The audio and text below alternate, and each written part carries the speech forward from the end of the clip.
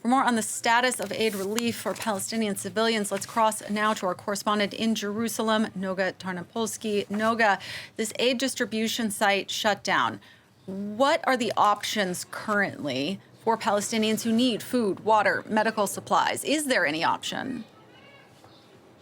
To my knowledge, they don't really have any alternative possibilities right now. This is basically Israeli distribution plan called the Gaza Humanitarian Foundation that has taken a day off today, suspended operations, so as to allow the IDF to be able to reorganize and at least attempt to guarantee security for those coming to get aid, has been a bit of a fiasco so far. I think that there hasn't been a single day without either wounded or dead Gazans coming to try and get aid. The Israeli army says and has released videos showing armed gunmen attacking civilians coming to get aid.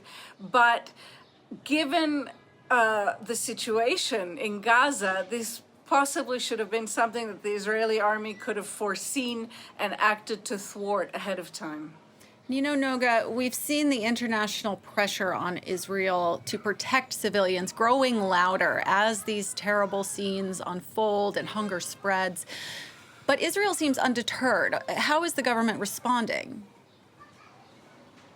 The government has chosen two postures. One is to ignore the international critique, and the other is to lash out, really with unprecedented harshness, I'd say. The foreign minister of Israel referred to Emmanuel Macron, the president of France, as leading a crusade against the only Jewish state. There have been those sorts of statements.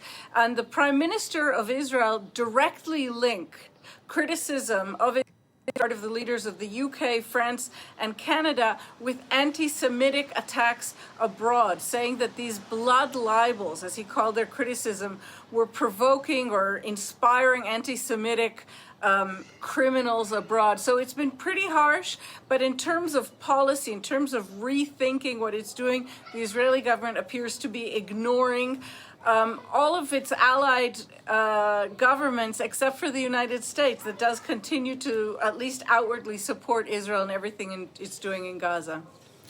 Noga, thanks so much for that update. Noga Tarnopolsky in Jerusalem.